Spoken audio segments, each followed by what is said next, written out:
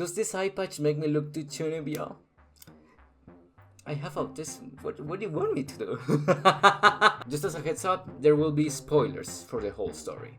Now, Land of the Lustrous is the most disappointing manga I ever read.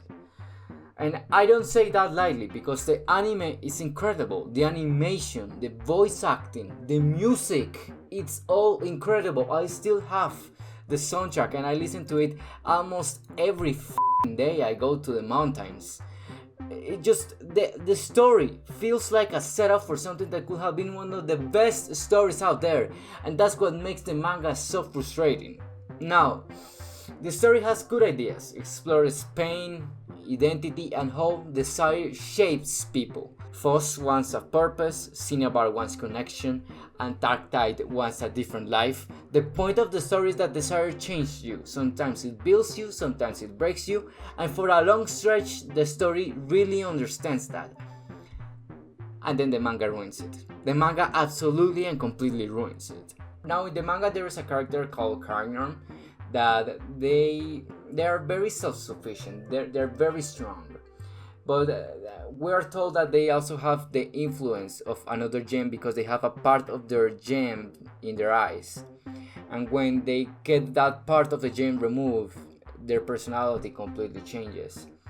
That is the breaking point for me. That's where everything completely and absolutely falls apart in the story. Cairngorm stands 2% in a more feminine way. But not only that, but they become completely dependent on Acmea. I'm gonna say Acmea, you. Basically, Cairngorm loses their agency in the story and they never become a strong warrior again. They become clingy, whiny, emotional, and it's very painful. It's very incredibly painful to see. You have a character whose arc involves a shift in identity presentation, but at the same time they lose agency and they get pulled into a deeply uneven relationship. Now people will say, how can this be read that way when all the characters are non-binary? But that misses the point. Presentation and coding still matter. The story is constructed in a way where the shift towards a more feminine presentation, regardless of your gender, is tied to a loss of agency, to being influenced, to being manipulated by someone else, by being groomed. And grooming doesn't depend on gender. The dynamic can exist regardless of who the characters are supposed to be. What matters is how it's framed, and here the frame makes the transformation feel less like self-realization and more like something imposed, something you fall into rather than choose. Let's compare that to Foss Light.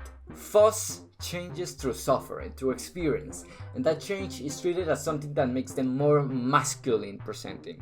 So you end up with this contrast where one kind of transformation is treated as growth and the other feels like you are undermining yourself. There are TERFs who support the abolition of gender, but at the end of the day, both of those TERFs and this manga seem to agree in one thing. If you are assigned male at birth and you want a more feminine presentation, if you want to be more emotionally open on a day-to-day basis, you're throwing away your sense of agency and you want to be dependent on uneven relationships because you are being led by complete desire. You and me both know that rhetoric very fucking well.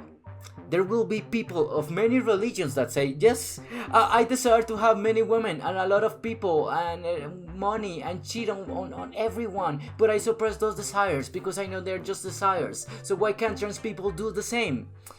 It's the exact same rhetoric as this manga, and this manga is bullshit. You can have all the vague ending imagery you want, but this story is misunderstanding the very nature of desire, because while we all have desires, the difference is not where I act on them or not. It's if I understand the consequences of that desire and decide to accept them and prepare myself that if I decide to go through with that desire. That is the difference, and this is what this manga does not seem to understand. Well, the story understood a little bit around the end, and it tried to course correct the message a bit. There was a whole hiatus and then hiatus after the hiatus, and it was a mess, but several of the final chapters are about a curiosity and playfulness and admire simple things, and they're filled with nature, but it's all so obtuse and so vague, and it doesn't actually mean absolutely anything. At this point, this manga is saying desire changes you and it can destroy you or make you irrecognizable, and that's fair. But it is also saying that willingly to change yourself is something born out of a narrative control from other people to control you, and that is bullshit. This story is absolutely and completely afraid of desire. At the end of the day, the story is telling me so many things, and I just feel so confused and bored. The final chapters are an absolute and complete mess. And I say, what are you telling me? What are you telling me? You're telling me, oh, exploring things and observing the world is fine. But if you feel desire, don't act on it because you will change yourself. And if you have a desire to change your presentation, that is because you are falling into the clutches of someone who wants to control you. And desire is a bad thing.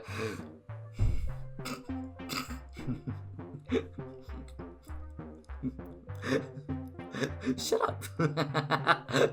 Shut the up. I'm not living my life as an observer. Abstinence is not fulfillment.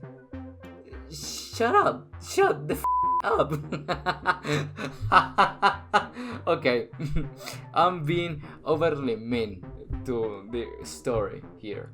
And for the record, I'm not talking to the author or the writer or the editors or whatever. I'm recording this for an English-speaking audience because an English-speaking audience will most likely understand where I'm trying to get. That there are turf rhetorics and exclusionary rhetorics and messages that can be born out of good intentions. Good intentions plus ignorance. That's where I'm trying to get. Do I think that this story is a turf story? Yes. Involuntarily, maybe? Perhaps, but it's still very turf and still very dangerous because the story doesn't tell you what is happening. You are just absorbing it, and you probably will not understand what is happening until it is too late. This kind of a story is dangerous. This is a bad manga. This is a bad story. I'm very serious about this. So that's all what I wanted to say. This story is disappointing.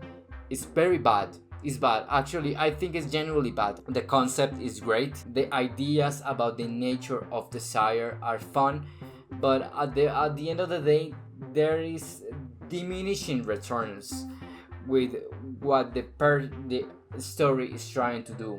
I think that this manga failed understanding the nature of desire. It failed to complete its task about to understand what it wanted to understand, and it's just plain awful.